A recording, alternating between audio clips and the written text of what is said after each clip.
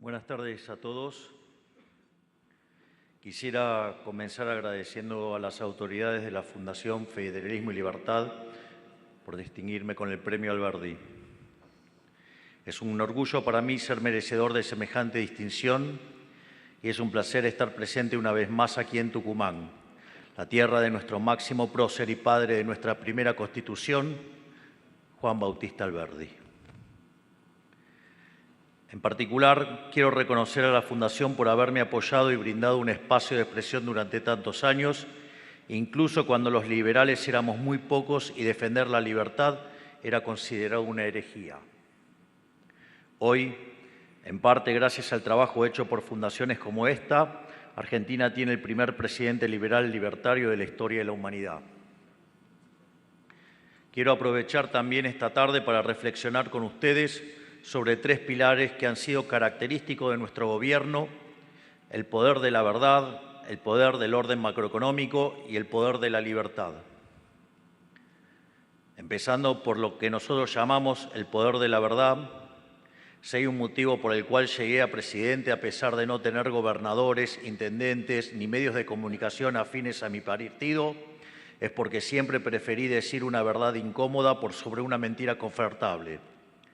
Es más, durante la campaña presidencial, todos los medios ensobrados se pusieron en mi contra, inventando un sinfín de mentiras y barbaridades para intentar asustarme con su poder.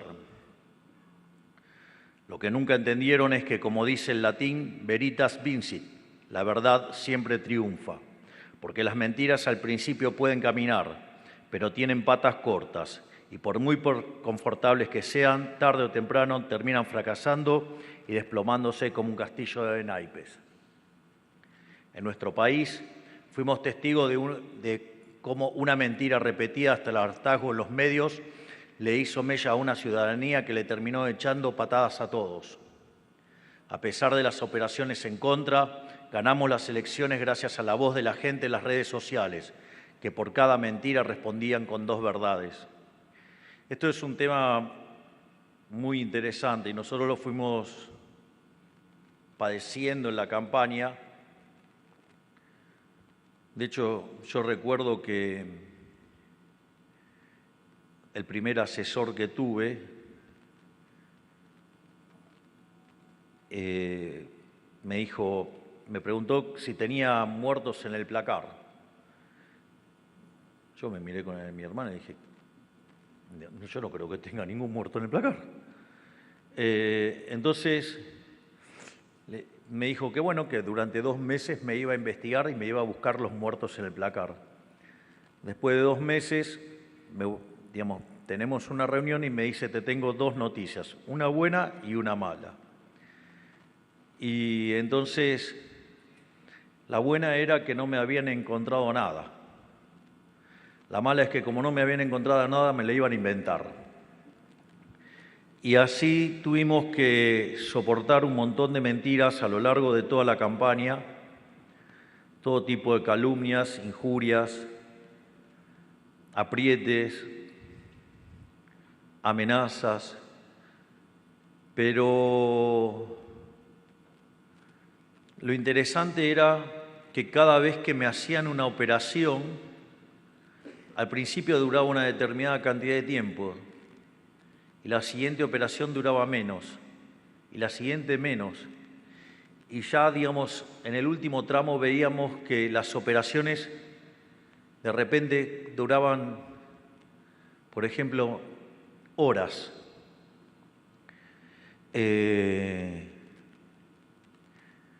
Entonces, en ese sentido, la realidad es que la verdad siempre triunfa y también, como decías, Mises, que usa una frase de Virgilio, que no hay que ceder frente al mal, sino que hay que enfrentarlo con muchísima más fuerza. Creo que nosotros hicimos eso y gracias a eso pudimos llegar a esta situación increíble de haber ganado las elecciones con un apoyo masivo y que afortunadamente podemos decir que no estamos defraudando porque cada una de las promesas de campaña las estamos cumpliendo.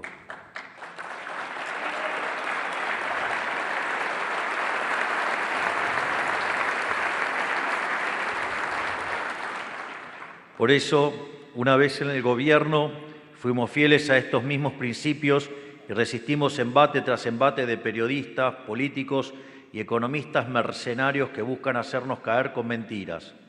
Decían que no pasábamos las PASO, decían que no teníamos estructuras, decían que no íbamos a poder competir, decían que quedábamos tercero, decíamos que habíamos perdido el debate, decían que no íbamos a poder gobernar, decían que ajustar más de un punto del PBI era imposible, que lograr el equilibrio fiscal en el primer año era imposible, que terminar con los piquetes era imposible, que sacar infinidad de privilegios a la casta era imposible. Se cansaron de decir de todo lo que proponíamos era imposible, pero nunca entendieron que con la verdad de nuestro lado, la política no es el arte de lo posible, sino en hacer posible lo imposible, y nosotros lo estamos haciendo.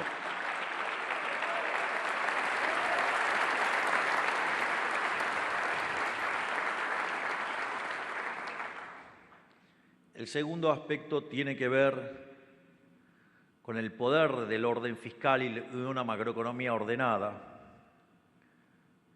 Entonces, justamente el segundo poder del que les quiero hablar es el del poder de una macroeconomía ordenada y la austeridad fiscal. Digamos, para entender, digamos, dónde estábamos, o sea, cuando nosotros asumimos la tasa de inflación venía en diciembre corriendo al 1% diario, algo que anualizado es 3.700%. Si ustedes pasaban a la segunda semana de diciembre, se había acelerado a punto tal que el anualizado ya estaba en 7.500. Y cuando ustedes toman la inflación mayorista, que es la que se anticipa, digamos, la que corre por delante, llegó al 54%. Ese 54%, si ustedes lo analizan, da 17.000%. Y la realidad es que uno puede decir, bueno, pero esa extrapolación tiene sentido. Bueno, tiene sentido en tanto y en cuanto ustedes tienen elementos que convaliden monetariamente eso. Entonces, si ustedes lo convalidan monetariamente, puede pasar. Entonces tendríamos que ver qué problemas monetarios teníamos al momento de asumir. En principio, como todo caso donde se tiene un tipo de cambio fijo y donde además se tiene una política fiscal desequilibrada y se emite dinero y se intentan controlar precios, ustedes generan una brecha. La brecha llegó a estar en niveles del 200%, es decir, la diferencia entre el tipo de cambio oficial y el paralelo era una relación 3-1.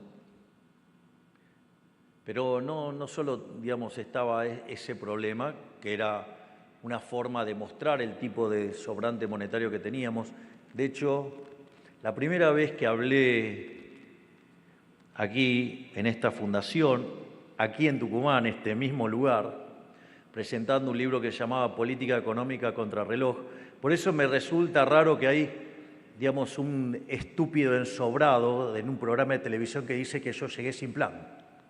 Yo venía hace más de 10 años diciendo qué había que hacer en Argentina, que es justamente lo que estoy haciendo, dicho sea de paso.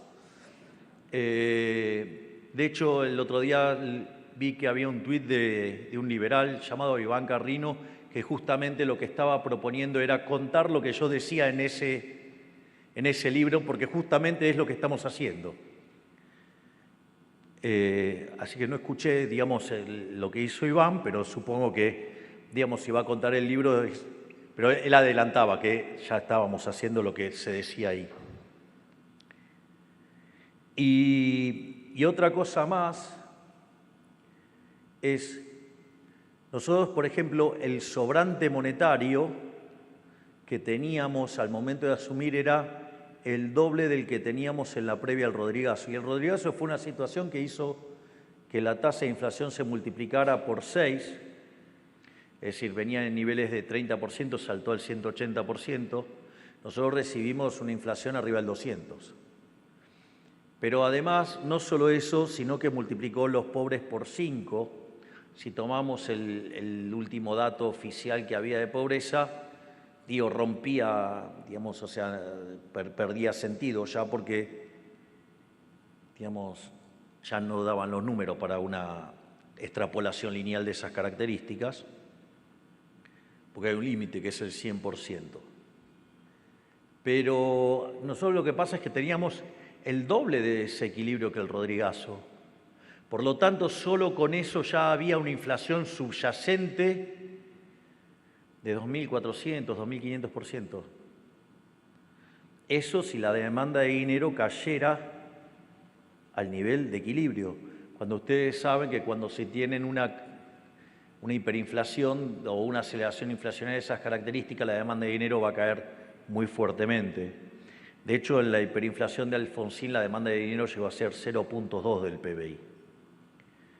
Por lo tanto, digamos, eso también nosotros no lo poníamos en el cálculo, pero sabíamos que eso además no es que podía pasar, sino que iba a pasar. No solo teníamos ese problema entonces de un tremendo money overhang que tenía implícito multiplicar por 12 o 15 veces la tasa de inflación, sino que además teníamos otro problema, y es que el gobierno anterior, todos los pasivos remunerados que estaban en promedio a 90 días, a una semana de asumirlo pasaron a un día. Por lo tanto, nosotros en un día podíamos multiplicar por 5 la cantidad de dinero. Como si todo esto fuera poco, teníamos vencimientos de deuda en pesos por el equivalente a 90.000 millones de dólares. Por lo tanto,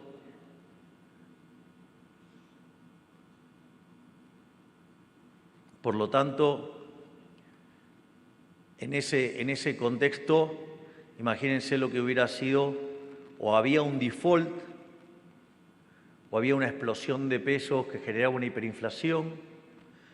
Si había default, también teníamos el problema de la CIRA, que eran cerca de 43.000 millones de dólares, y los dividendos atrapados.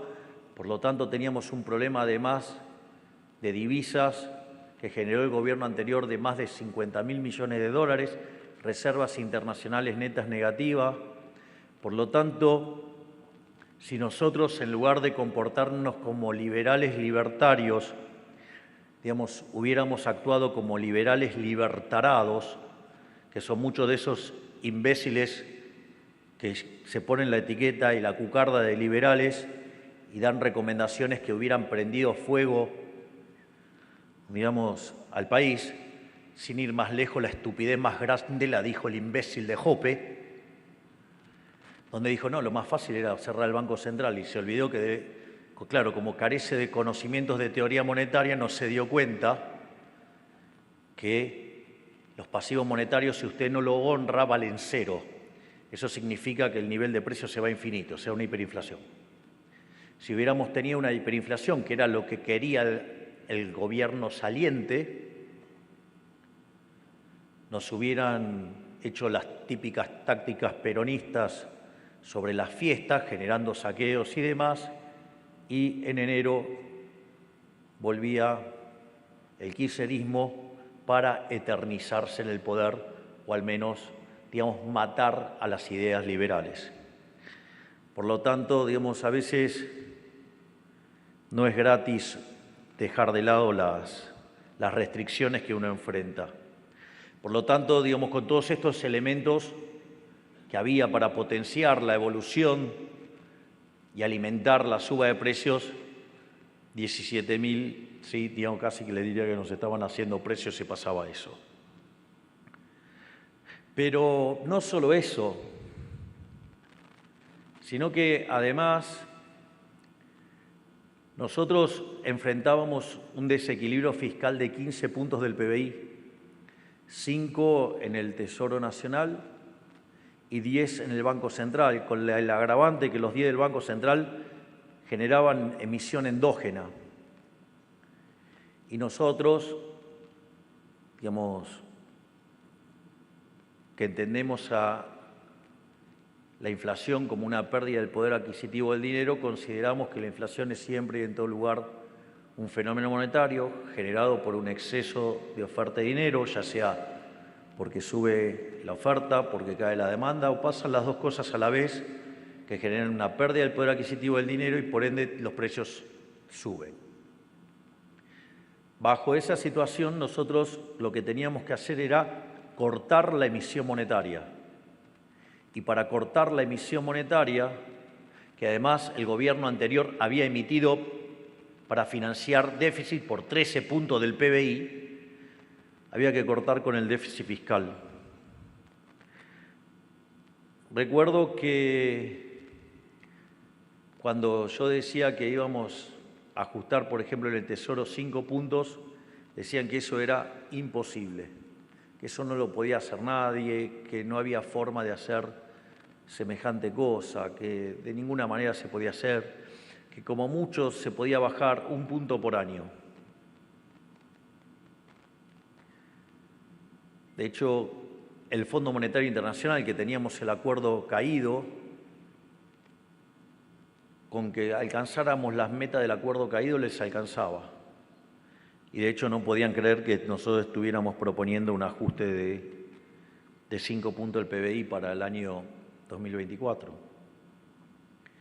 Y ahí, con el coraje de todo mi equipo y muy especialmente por el equipo de Toto Caputo, el Banco Central comandado por Santiago Bausili, nosotros empezamos esta labor de terminar con el déficit fiscal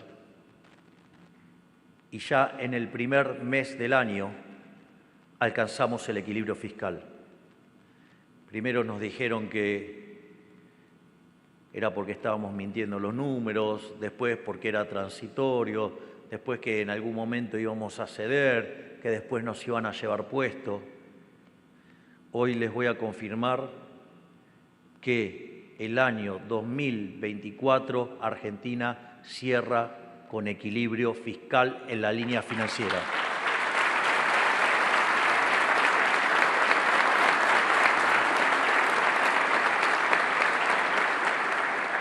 Es decir, que lo que parecía imposible lo hicimos posible y ese hombre enorme y talentoso que es Luis Toto Caputo, que tanto los criticaron, ningunearon, menospreciaron desde que asumimos, fue elegido el mejor ministro de Economía del mundo. Vaya que sí acertamos.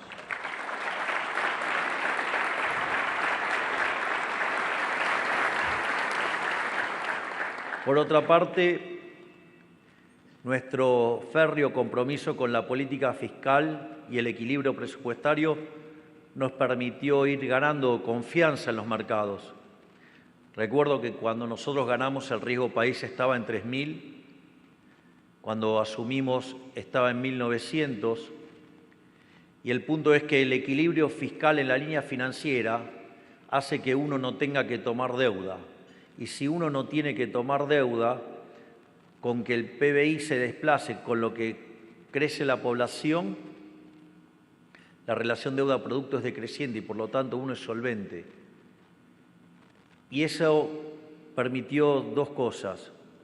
No solo que hoy el riesgo país está debajo de los 700 puntos básicos, concretamente es 665, sino que además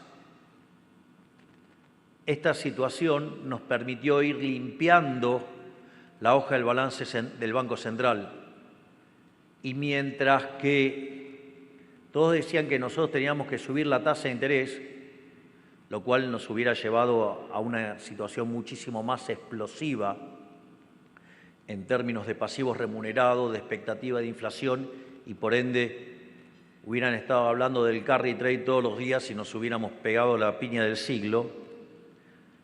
nosotros estábamos convencidos que la tasa de interés no era el mecanismo por hacer política monetaria.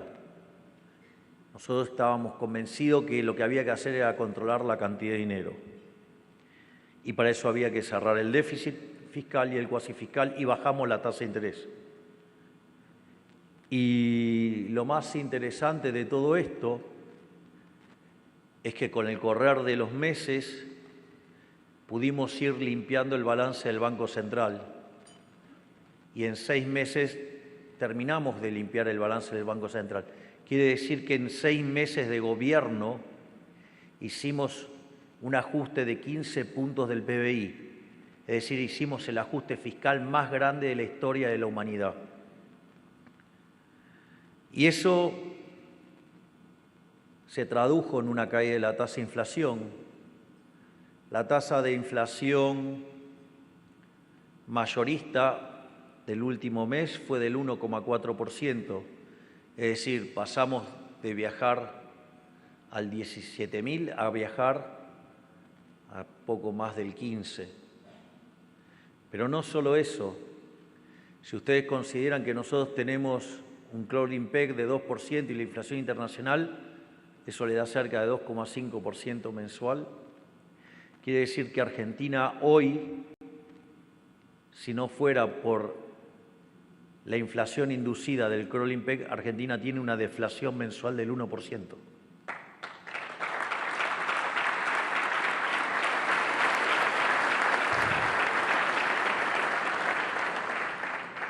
Pero no solo eso, porque ustedes me podrían decir, bueno, pero a mí no me importa la inflación mayorista, a mí me importa la inflación minorista. Bueno, la inflación minorista, el último dato fue de 2,4%, casi en línea con la inflación inducida. Pero la realidad es que ese número está contaminado. ¿Por qué? Porque nosotros estamos recomponiendo tarifas. Entonces, ¿qué es lo que pasa? Cuando ustedes miran la inflación en bienes, fue de 1,6% y la de servicios, muy impactada por los ajustes de tarifas, fue 4,4%. Por lo tanto, digamos, hay una parte de la inflación que se explica por la recomposición tarifaria del desastre que hizo el kirchnerismo reventando a las empresas reguladas. Por lo tanto, la inflación, digamos, estaría viajando al 1,6%. Y si le resto la inducida, quiere decir que estamos también en una deflación de 0,9%. Es decir, hoy la Argentina viaja a un ritmo de una deflación del 1% mensual, o sea, 13 diario, 13 anual. Es decir, para tener un orden de magnitudes de lo que hicimos. Si uno lo toma en términos de alimentos, es menos del 1%. Y si lo toma en términos de la canasta básica alimentaria, es un poquito más que 1, y si lo mira en términos de canasta básica total, digamos, es en torno de 1,4. Esto quiere decir que dado el crecimiento que vienen mostrando los salarios desde que la economía tocó un piso allá por marzo, abril, digamos, los salarios reales no solo que vienen creciendo porque los salarios les ganan al nivel de precios, sino que además, en términos de pobreza e indigencia, estamos obteniendo resultados muy importantes. Y entonces el punto es, ¿y cómo nos va con la pobreza? No sé si están al tanto, pero hoy se publicaron datos de un estudio realizado en base a la metodología del INDEC por el instituto que mira los problemas de distribución del ingreso en la Universidad de La Plata y que están alineados con lo que calculó la UCA y que hoy el Ministerio de Capital Humano informó. La pobreza del primer trimestre, que estaba en el 54,8%, el dato de pobreza que se conoció el día de hoy es de 38,9%.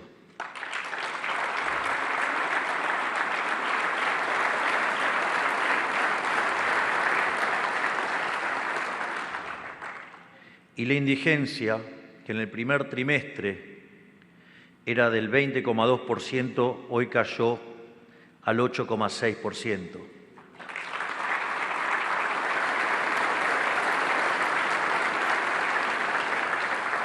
Es decir, que aún habiendo hecho el ajuste fiscal más grande de la historia de la humanidad, y decían que se iba a destruir el nivel de actividad económica, la recesión terminó entre marzo y abril. A partir de ahí la economía se está expandiendo a un ritmo del 10% anual. Cuando toman el PBI del tercer trimestre se expandió 3,9%, es decir, que la economía se viene expandiendo a un ritmo del 17% anual. Decían que la inflación caía porque se destrozaba el consumo y el consumo viene creciendo a un ritmo del 20% anual. Decían que no iba a haber inversiones y las inversiones vienen volando al 50% anual. Por lo tanto, hemos demostrado que la mejor forma de sacar a la gente de la pobreza, el mejor plan social para sacar a la gente de la pobreza es exterminar la inflación y volver a crecer a partir del equilibrio fiscal y una política monetaria ordenada. Por lo tanto, eso que decían que no se podía hacer, nosotros lo estamos haciendo posible en 3 trimestres, porque son datos del tercer trimestre.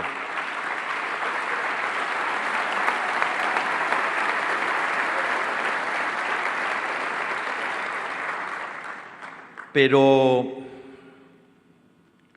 no solo eso.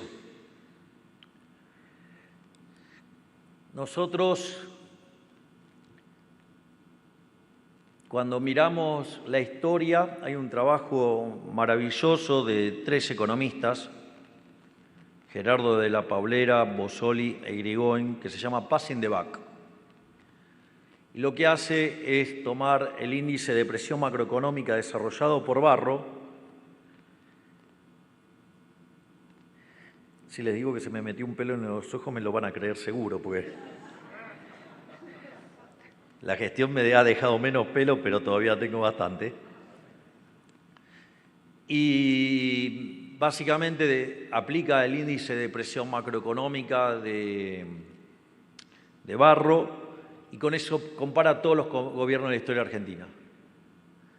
Y el gobierno de Menem, el primer gobierno de Menem, fue el mejor gobierno de la historia. Y cuando uno toma el primer gobierno de Menem, o si quieren tomar el periodo completo de Menem, digo porque el segundo quedó tercero en el ranking, no se crean que quedó muy atrás. El programa de Menem tenía 2 características. Tenía un programa de estabilización que era el plan de convertibilidad y tenía un conjunto de reformas estructurales. Si nosotros miramos los números que estamos obteniendo hoy, nosotros estamos obteniendo números alineados en términos de dinámica de tiempo. Si bien arrancamos por arriba, hoy estamos en niveles a los meses corridos de los que tenía la convertibilidad. Pero nosotros esto lo logramos sin que hubiera una hiperinflación previa tal que se licuaran los saldos reales y la estabilización fuera más fácil. Lo logramos sin expropiaciones porque no hubo un plan Bonex. La solución del balance del Banco Central se hizo por vías de mercado en la medida que bajaba la tasa de interés en un trabajo fenomenal coordinado entre el presidente del Banco Central, Santiago Bauzil, y su equipo, y ese profesional enorme que también tenemos en el Ministerio de Economía, que es Pablo Quirno. Pero, con lo cual nosotros además resolvimos el problema a mercado, lo cual no es menor, y menos para nosotros, ¿no? Digamos, como liberales, el tema del respeto del derecho de propiedad. Por otra parte, a diferencia de otros planes de estabilización, que lo primero que hacían antes de anunciar el plan, recomponían tarifas. Y recomponían tarifas básicamente para después mostrar un salto de la inflación y que después, cuando empezaba el plan de estabilización, digamos, engañar a la gente que aunque la inflación bajaba menos. Yo nunca lo tuve en carpeta hacer algo así, pero les voy a ser sincero, tampoco tenía alternativa de hacerlo distinto. Es decir, nosotros o actuábamos rápido o nos llevábamos puesto. Por eso es gracioso que digan que no teníamos plan, porque si no hubiéramos tenido plan, hubiéramos volado por los aires. Pero eso no es todo. A diferencia de otros programas, y en especial la convertibilidad, nosotros no fijamos el tipo de cambio. Y además tampoco fijamos precios. Y fíjense que esto es interesante, o sea, no hicimos control de precios ni tampoco fijamos el tipo de cambio. Y nosotros hoy, si limpiáramos la inflación inducida, estaríamos en deflación. Es decir, que el programa nuestro es mejor en materia de estabilización que el de convertibilidad, que había sido el programa económico más exitoso de la historia argentina. Pero no todo termina ahí, porque el gobierno de Menem hizo reformas estructurales. Y nosotros, solamente con 15% de los diputados y 10% de la Cámara de Senadores, y ahora, digamos, voy a hacer el agradecimiento a todos aquellos que no son de la Libertad Avanza y apoyaron fuertemente, como el gobernador Jaldo o el gobernador Jalid, a quienes les agradezco enormemente.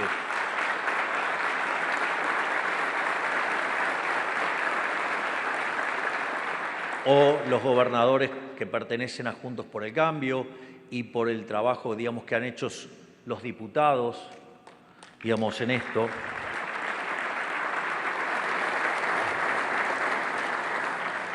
Nosotros hicimos la reforma estructural más grande de la historia argentina. Hicimos una reforma estructural 8 veces más grande que la de Menem, que es la suma del DNU 70 más la ley base. Por lo tanto, no tengo ningún problema en afirmar que somos el mejor gobierno de la historia argentina.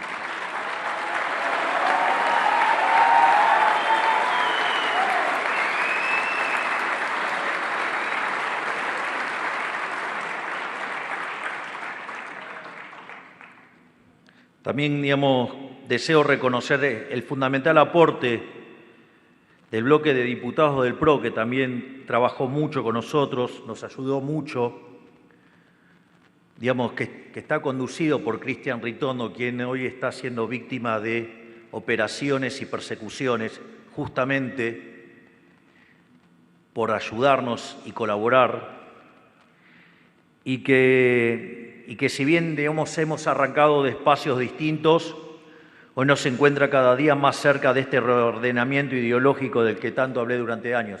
Siempre dije que la política le debía a los argentinos un reordenamiento ideológico. Que por un lado, digamos, estén los que defienden las ideas de la libertad y por otro lado los colectivistas. Que se saquen la careta y que digamos, todos aquellos que están dispuestos a defender las ideas de la libertad, nosotros los vamos a abrazar y nos vamos a juntar con todos ellos que quieran defender el derecho a la vida, a la libertad y a la propiedad, porque abrazando las ideas de la libertad, Argentina va a ser grande nuevamente.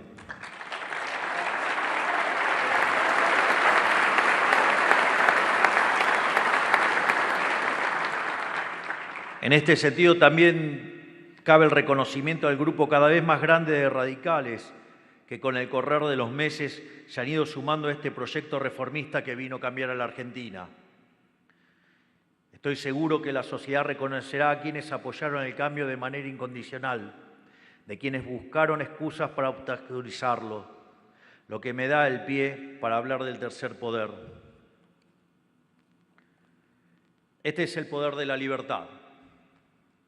En todas sus formas, con todas las reformas que hemos hecho, la Argentina ascendió cerca de 70 puestos en el ranking de libertad económica en menos de un año. ¿Esto por qué es importante?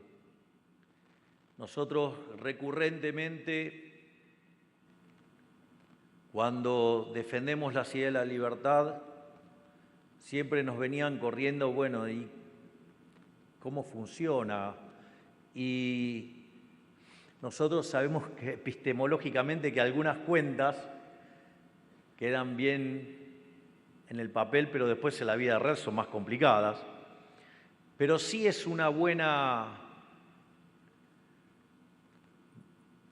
inferencia de los efectos de las ideas de la libertad ver los índices de libertad económica.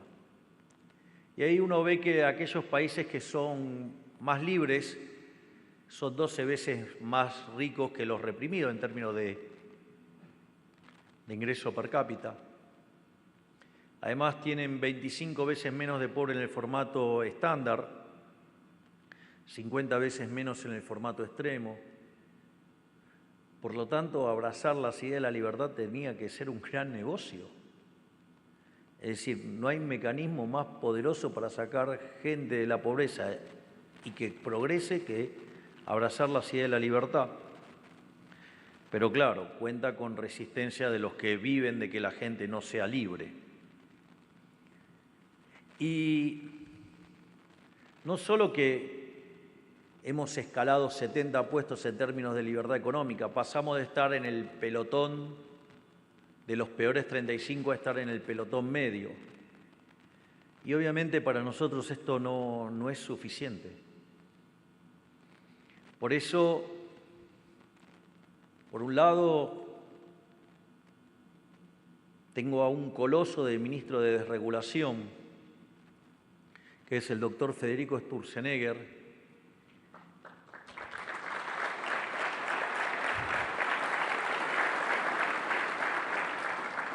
quien básicamente le hicieron un cómputo de que saca unas regulaciones a un ritmo de 1,8 por día, pero la realidad es que lo hicieron computando en términos anuales, y el ministerio de Federico arrancó la mitad del año. Por lo tanto, saca cerca de 4 regulaciones por día, lo cual ayuda a bajar los costos, a hacernos más competitivos, a ganar libertad. Y además tenemos 3.200 reformas estructurales pendientes. Por lo tanto, mi compromiso es que cuando yo deje el poder en la Argentina, Argentina va a ser el país más libre del mundo.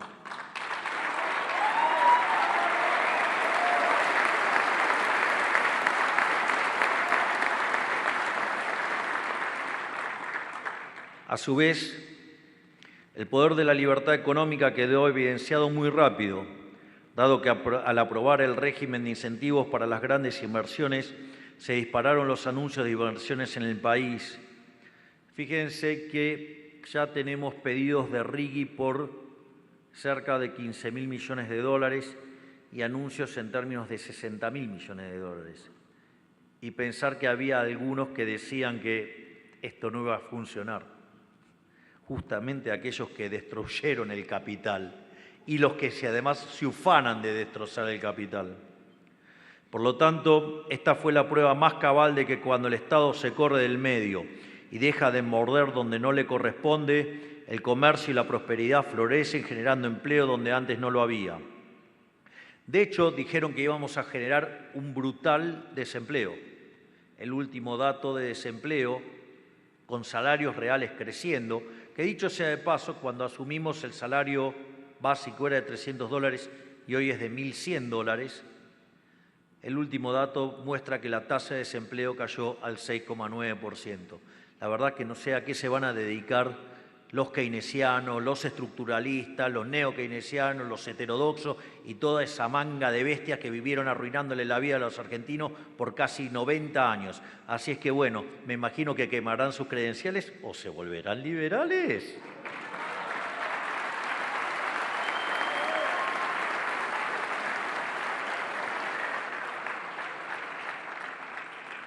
Y esto es sumamente importante porque nos permite vislumbrar que el futuro de la Argentina será auspicioso si seguimos por este camino. Les voy a contar, y prometo que me salgo esta vez del discurso y otra vez más y no me salgo más.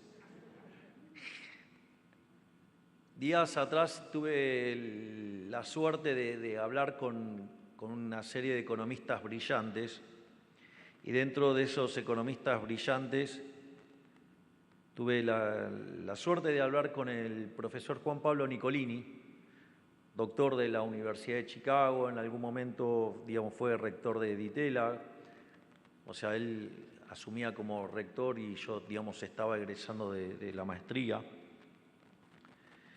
Y nos encontramos porque él publicó un artículo que me resultaba muy interesante, donde mostraba que utilizando una serie de estructuras matemáticas diseñadas por Robert Lucas Jr., que en paz descanse, él mostraba que Argentina, alcanzando el equilibrio fiscal, podía crecer de manera sistemática el 4,5% anual. Por ejemplo, en básicamente 10 años podemos subir nuestro PBI per cápita en un 50%. No solo eso, sino que entonces nos pusimos a hablar sobre la situación de Argentina. Igual la parte que hablamos de Argentina fue la parte más corta, después nos dedicamos a discutir teoría económica, digamos, sobre todo acerca de Keynes. Pero al margen de eso, lo interesante es que lo que me mencionaba el profesor Juan Pablo Nicolini es que eso era equilibrio fiscal, solo equilibrio fiscal. Esto quiere decir que no había una distinción si esto era en base a ajustar el gasto o subir los impuestos.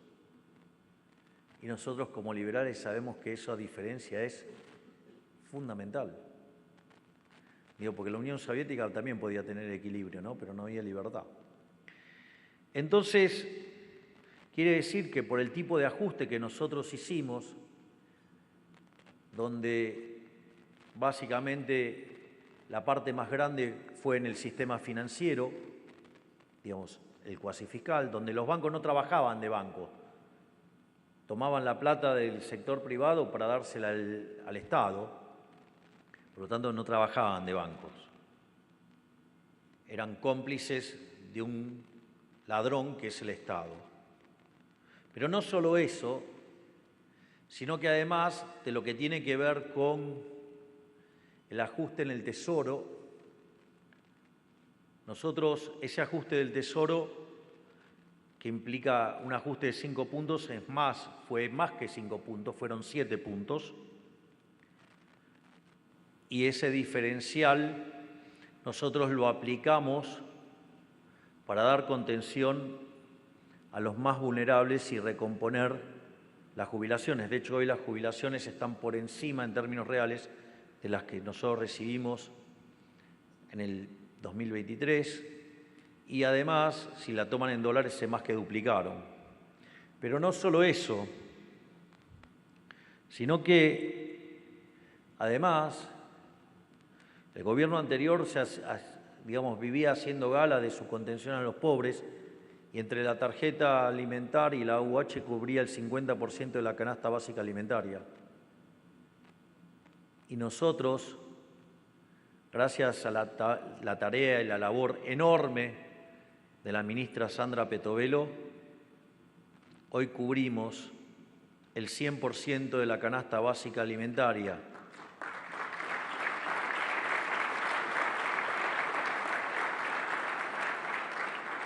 Por eso no debería sorprender que la cantidad de indigentes en Argentina haya pasado del 20% a poco más del 8%, porque justamente fue un plan deliberado del equipo económico y obviamente de la ministra Sandra Petovelo, que además, como si todo esto fuera poco, con una acción conjunta con la ministra Bullrich y con el entonces ministro de Infraestructura Guillermo Ferraro, además lograron terminar con algo que parecía imposible en Argentina y es terminar con los piquetes y con los gerentes de la pobreza.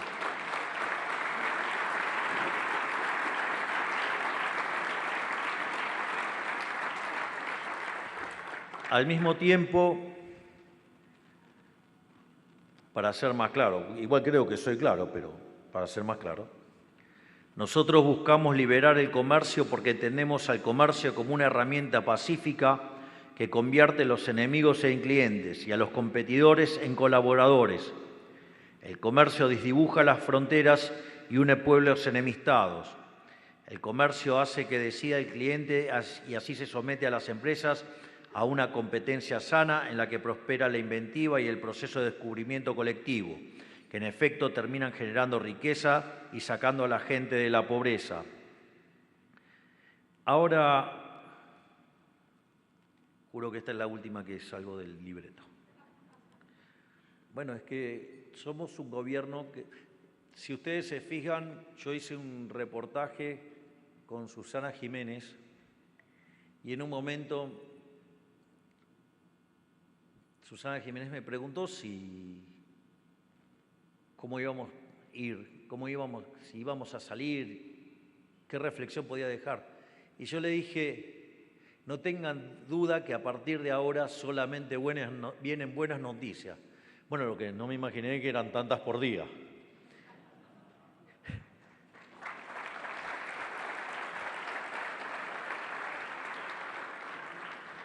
Y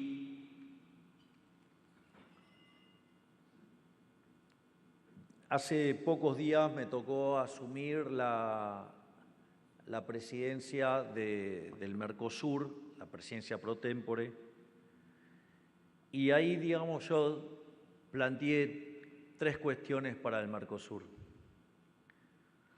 Una que tiene que ver con que trabajemos de manera conjunta en contra del narcotráfico y el terrorismo,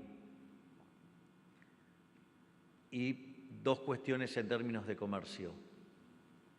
Que bajemos en lo que tiene que ver con el Mercosur propiamente dicho, que bajemos el arancel externo común y que eliminemos las barreras arancelarias, porque la verdad que así como está el Mercosur mucho no estaría funcionando.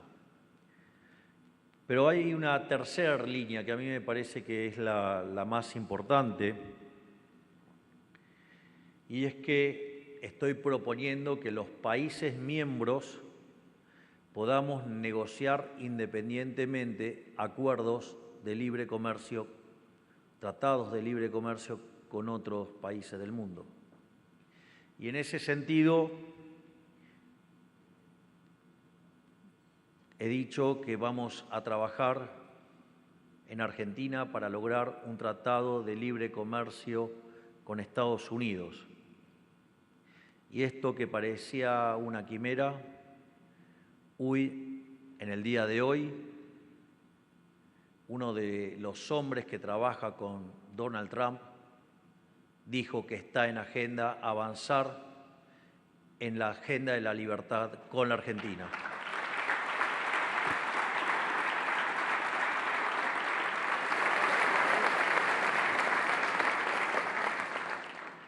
Y es por esto mismo que la verdad que a nosotros no nos alcanza con subir 70 puestos en el índice de libertad económica.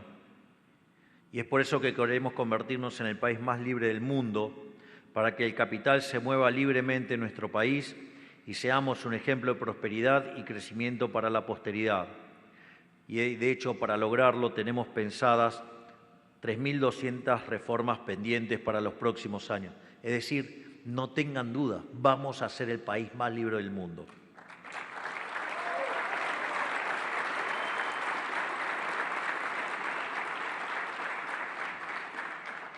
Naturalmente, devolverle la libertad a los argentinos no es una empresa exenta de costos y riesgos, porque implica necesariamente quitarle privilegios y beneficios a la política, a sus amigos y a los clientes.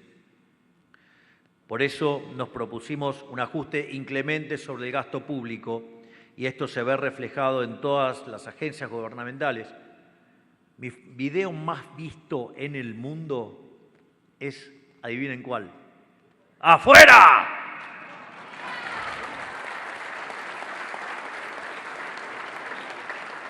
De hecho, nosotros, la cantidad de ministerios que estaban en 18 las llevamos a 8.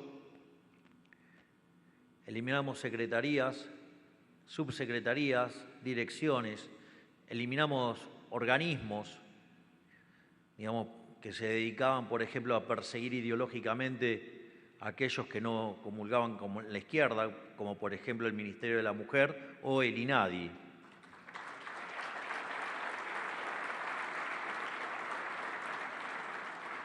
Porque si quieren terminar verdaderamente con los femicidios, no se arregla con cancioncitas y pañuelitos. Se arreglan aplicando la ley.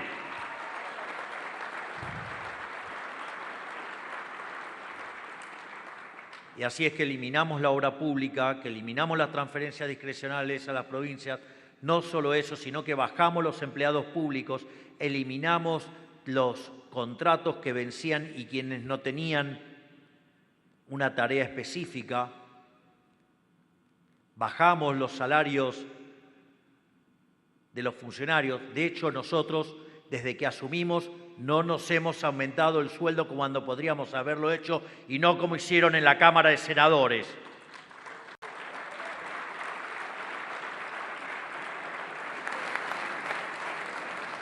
Situación bastante distinta con lo que pasó en la Cámara de Diputados, donde el diputado Martín Menem, presidente de la Cámara, aplicó una gran cantidad de recortes para que se terminen los beneficios y los privilegios de la política que no ayudan a la gente, pero que solo hacen rico a los políticos.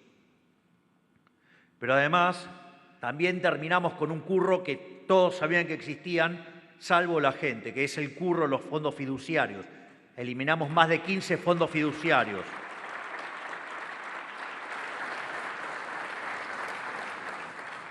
Y además eliminamos un montón de cajas de la política desde el mismo momento que asumimos. Y así continuamos todos los días, eliminando pozos deficitarios y regulaciones de todo tipo, aunque quienes viven de esas cajas se resistan. Todo esto lo que se logró, por muy antipáticas que fueran nuestras primeras medidas, no hayamos perdido un ápice de apoyo de la población, que cambió la mentalidad cortoplacista por una verdadera proyección a futuro anclada en el crecimiento. Y aquí quiero detenerme para hablar de ustedes. Como destaqué hace un rato al inicio de la presentación, es fundamental el rol de las fundaciones como esta en la batalla cultural que brindamos día a día porque las ideas de la libertad se propaguen. Nosotros, de hecho, decimos que trabajamos en 3 vías. Trabajamos la vía de la gestión, trabajamos en la vía de la política y trabajamos en la batalla cultural. Y entendemos que la batalla cultural es fundamental y es tan importante como las otras dos. Si no, fíjense, la izquierda siendo siempre y en todo lugar un fenómeno empobrecedor y asesino, porque nunca nos olvidemos que asesinaron a 150 millones de seres humanos por esa idea estúpida. Sin embargo, han sido exitosos políticamente porque ganaron la batalla cultural. Y nosotros, cuando se cayó el muro, en 1989, cuando en realidad la verdadera caída del sistema socialista aplicado en su extremo en la vida real, en realidad se cayó cuando tuvieron que construirlo en 1961, cuando primero era solamente unas rejas, unos, digamos, alambres y demás, y después se terminó de hacer el muro.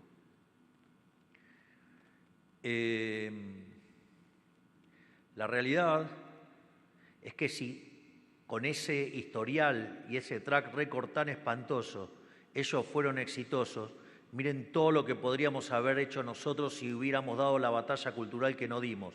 Por lo tanto, nosotros estamos profundamente comprometidos con la batalla cultural porque nosotros sabemos cómo gestionar, cómo generar riqueza, estamos despertándonos políticamente y si damos la batalla cultural como corresponde, vamos a tener sin duda 100 años de liberalismo y Argentina muy pronto será una potencia mundial.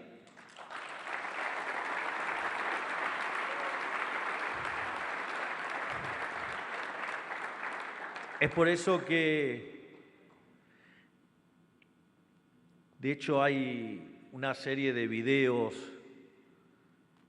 que hay sobre mi persona y es muy interesante porque mi primer aparición televisiva es del año 2014, es acá en Tucumán, es acá en este lugar, inventado por esta fundación y de fondo, increíble, que era color violeta y decía punto de partida. Es decir, sin una fundación, Federalismo y Libertad, invitando a Milei a hablar hace tantos años, no habría Milei presidente hoy. Gracias, Fundación Libertad, Federalismo y Libertad.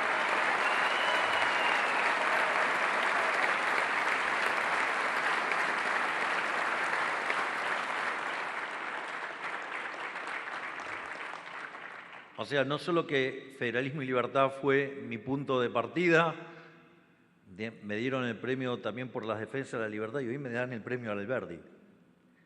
Gracias, están exagerando ya. Gracias.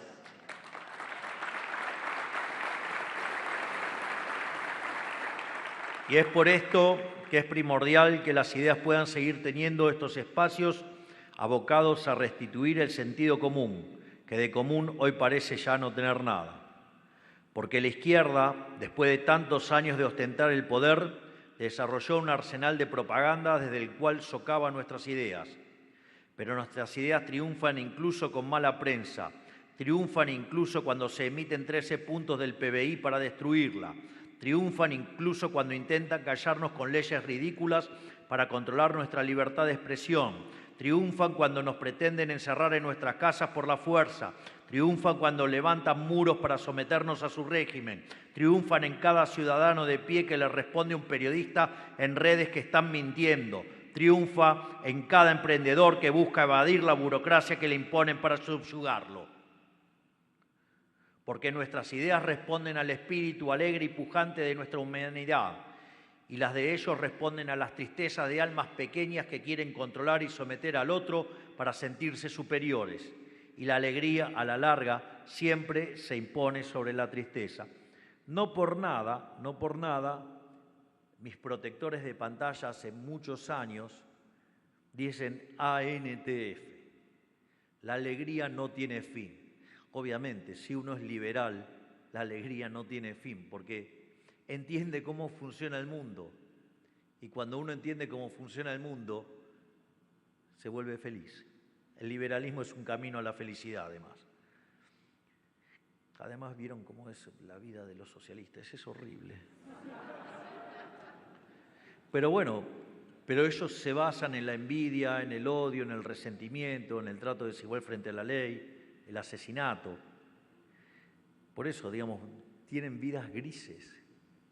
Es más, son tan basuras, son tan inmundos, son tan repugnantes que se apenan y lamentan que nos vaya bien. Lloran porque la inflación baja, lloran porque el PBI sube, lloran porque suben los salarios reales, lloran porque baja la pobreza y porque mejoran las condiciones de vida de los argentinos, porque las ideas de mierda que tienen están perdiendo.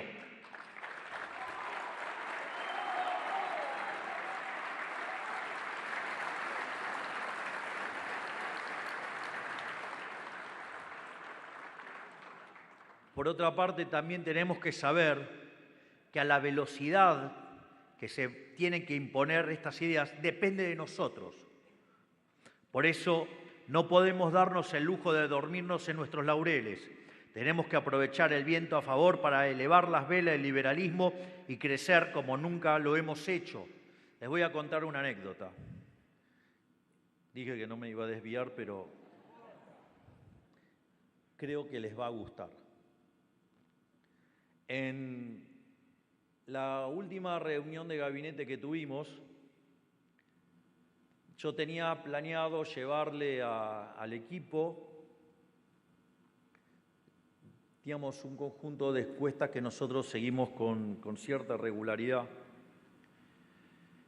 digamos, porque ustedes siempre tienen que saber dónde está la temperatura. Y claro, y miraba los números y todos los números eran increíbles. Entonces dije, solo le tengo que dar buenas noticias. Entonces, esto es un peligro. Entonces, ¿qué hice? Yo tengo una motosierra, en realidad tengo varias que ya me han regalado, pero hay una que la tengo directamente en mi despacho en Casa Rosada. Entonces, hice que, como en realidad es muy pesada, la hice llevar al Salón Eva Perón, que es donde nosotros tenemos las reuniones de gabinete, y la puse en la mesa donde nos reunimos con el gabinete. Entonces, cuando estábamos en la reunión, bueno, obviamente que iban llegando y se iban sorprendiendo, la motosierra, la miraban, bueno, en un momento arrancamos.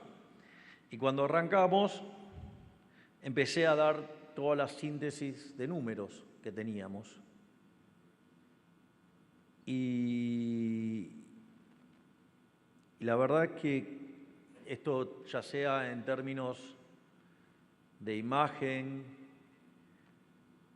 en términos de gestión, en términos de apoyo a las distintas políticas y en una serie de cuestiones relevantes para tener en cuenta, digamos, en dónde estamos parados.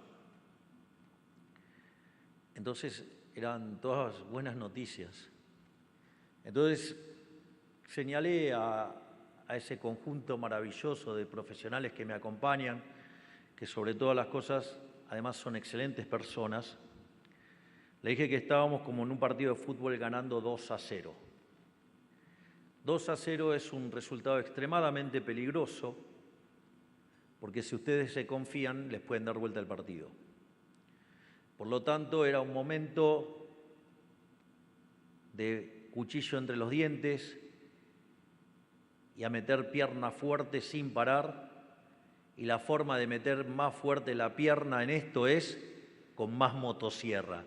Y por eso, digamos, en este momento, no solo, digamos, el doctor Sturzenegger está trabajando en lo que son las desregulaciones, sino que además está trabajando en lo que se llama la motosierra profunda, la deep chainsaw, ¿no? Digamos, que dicho sea de paso, acaba de ser copiada por Japón, digamos, ha tenido el interés de Elon Musk y de Vivek en Estados Unidos y del propio Donald Trump. Digamos, de hecho, a Federico lo puse en contacto también con Giorgia Meloni. Digamos, el otro día en el Parlamento alemán pedían motosierra a la Milei.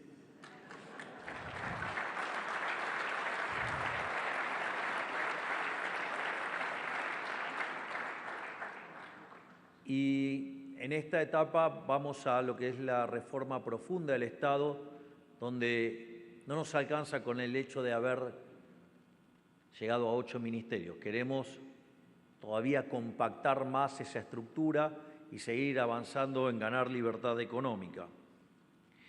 Y, por lo tanto, digamos, como le decía antes, no nos podemos dormir en nuestros laureles, tenemos que aprovechar estos vientos y aprovecharlos, digamos, porque tenemos viento a favor, además. Por lo tanto, sembrar hoy las semillas del nuevo mundo, pensando en qué frutos queremos que recolecten nuestros hijos y nuestros nietos. Recuerden que cuando nosotros llegamos, nuestros hijos y nuestros nietos, en lo único que pensaban era en irse. Hoy se quedan y muchos ya están regresando. Vayan que han cambiado las cosas.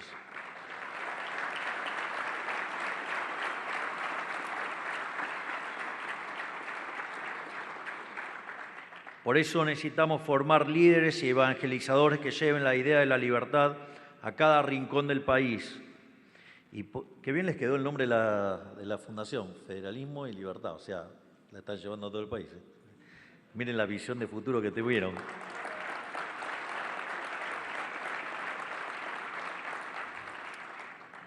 Y hago una pregunta, ¿y por qué tampoco no pensamos en llevarla al mundo entero, no?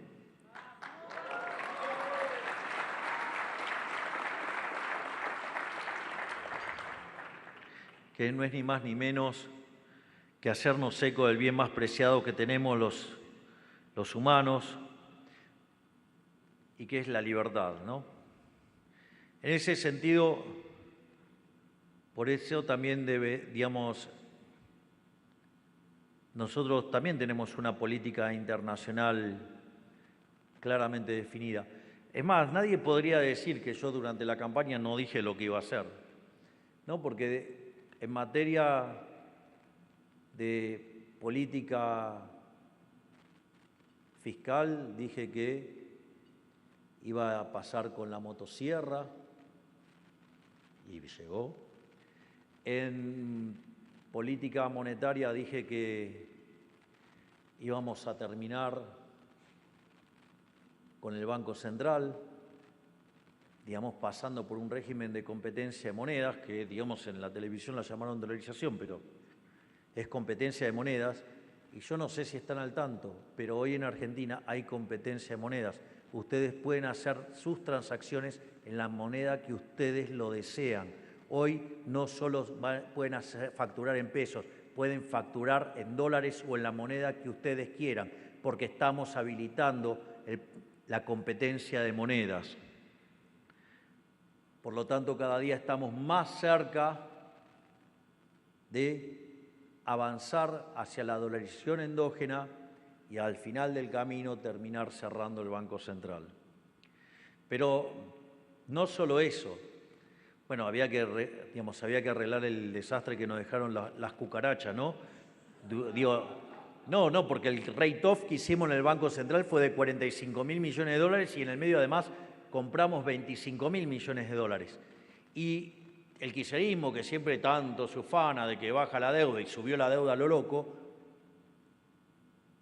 nosotros hemos bajado la deuda en 35.000 millones de dólares. Vaya que sí funcionan las ideas de la libertad.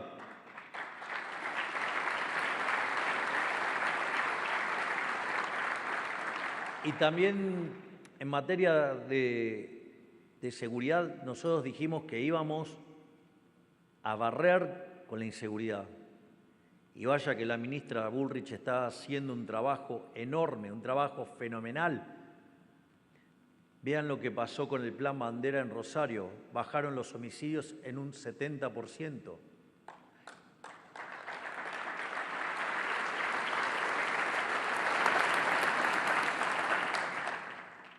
Dijimos que íbamos a terminar con los gerentes de la pobreza y terminamos con los gerentes de la pobreza.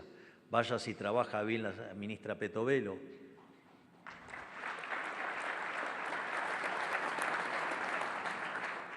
Y en materia internacional dijimos que nos íbamos a alinear con Estados Unidos e Israel. Y eso es lo que efectivamente hicimos. Y cuando la canciller anterior, en una votación, votó a favor de Cuba, digamos, quedó del lado de todo el mundo y del otro lado quedó Estados Unidos e Israel, esa no era mi política. Y así como no tuve ningún reparo en echar a mi mejor amigo, en 30 minutos eché a la canciller y tengo otro canciller.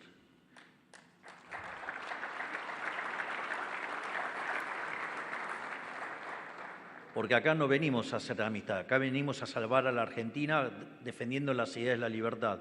Y es por eso que también es tan importante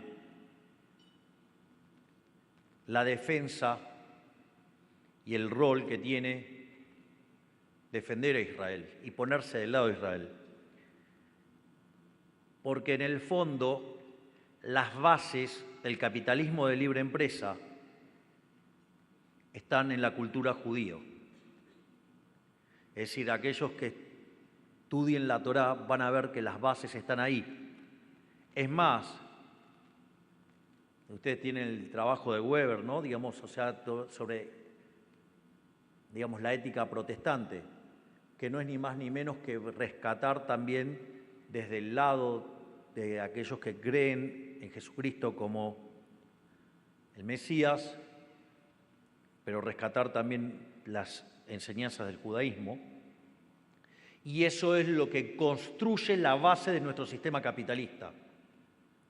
Por eso a Israel no solo lo atacan sus enemigos de la región, Israel es continuamente atacado por toda la izquierda internacional, porque saben que si rompen a Israel, rompen los valores de Occidente y con eso se cae el capitalismo y van a poder avanzar en la agenda colectivista. Por ende, más allá, digamos, de lo que me puedan acusar sobre mis preferencias, defender la causa de Israel es defender una causa justa porque es la causa de la libertad.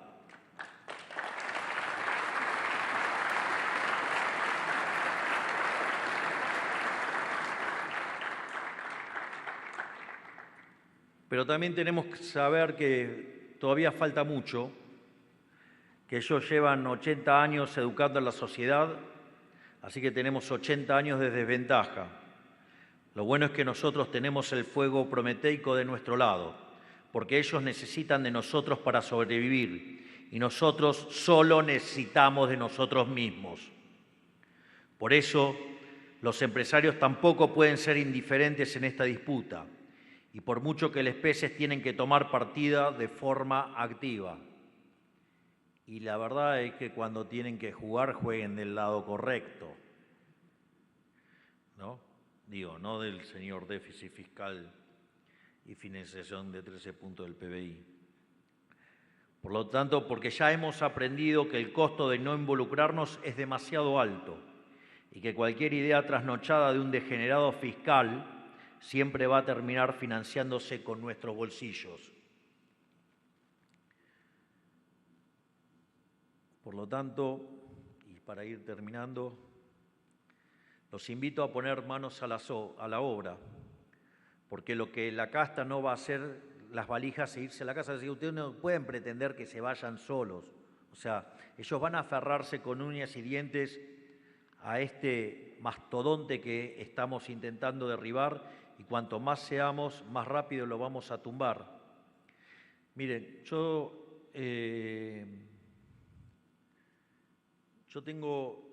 suelo usar una frase que es,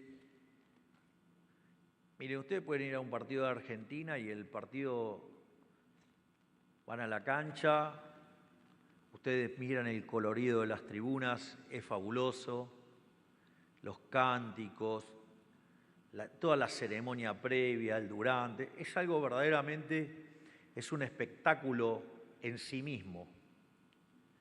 Digo, no por nada el espectáculo deportivo más importante del mundo es Boca River en cancha de Boca.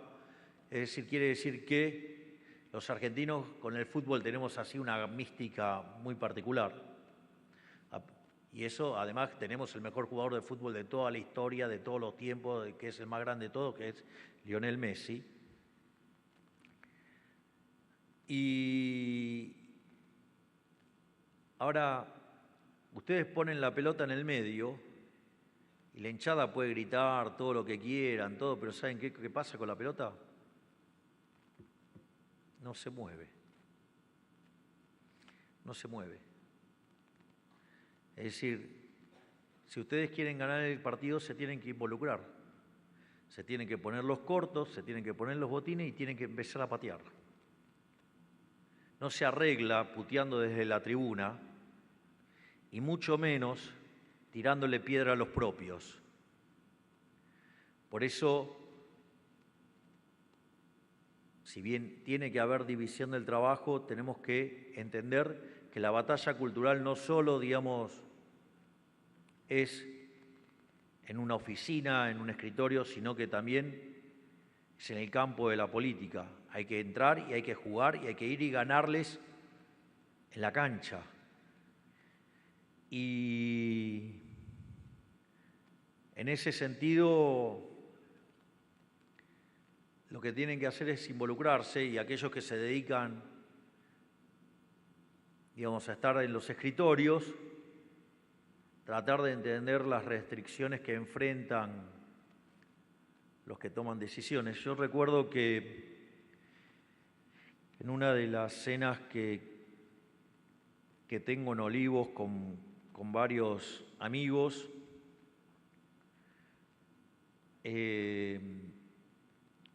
digamos, la mesa siempre está encabezada por el profesor Juan Carlos de Pablo, con quien yo, digamos, siempre tuve una relación excelente, y cuando tuve mi conversión y me volví anarcocapitalista, porque sigo siendo anarcocapitalista, o sea, no se olviden, tengo que enfrentar una realidad donde hay cosas que no me gustan y algunas las puedo cambiar, otras no, pero digo, sigo siendo anarcocapitalista, sigo pensando que el Estado es una organización criminal, violenta, que vive de una fuente coactiva de ingresos llamada impuestos. Considero que los impuestos son una rémora de la esclavitud, es decir, y por eso trabajo todo el día para tratar de achicar cada vez más el Estado, para que ganemos más libertad. Y entonces yo empecé a tener diferencias con el profe porque me parecía que cómo podía ser que un tipo tan brillante parecía que era condescendiente con los políticos, más cuando él había hablado con todos los ministros de Economía y presidente del Banco Central de por lo menos los últimos 50, 60, 70 años. Y después la vida nos reencontró y volvimos a tener un vínculo todavía muchísimo mejor que el que teníamos antes. Y ya estando en Olivos, un día, frente a todo el grupo de amigos que nos juntamos a ver óperas,